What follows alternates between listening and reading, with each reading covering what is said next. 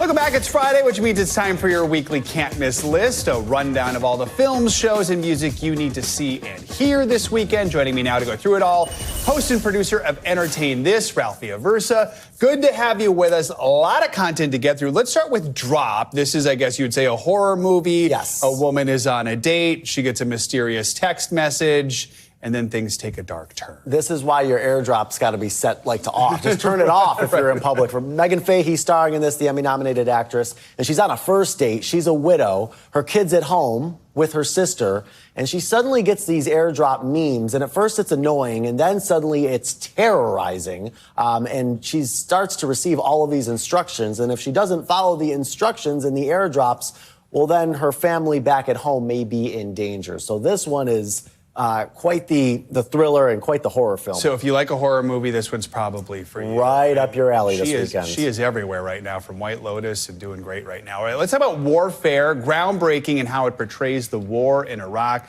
It's actually written and directed by a veteran.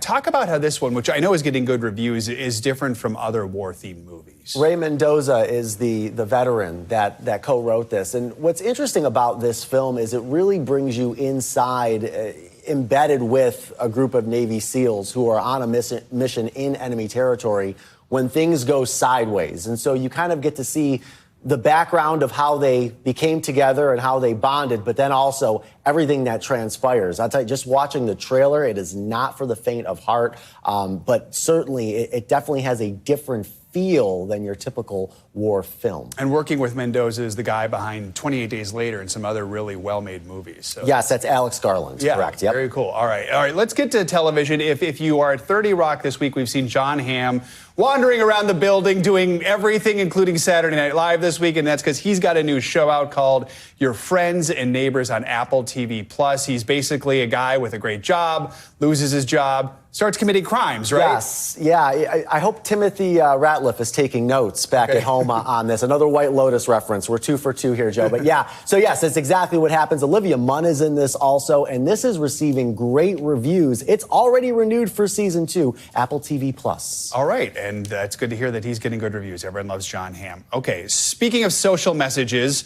the 6th and final season of The Handmaid's Tale. Mm-hmm. People have been waiting for this one for a long time.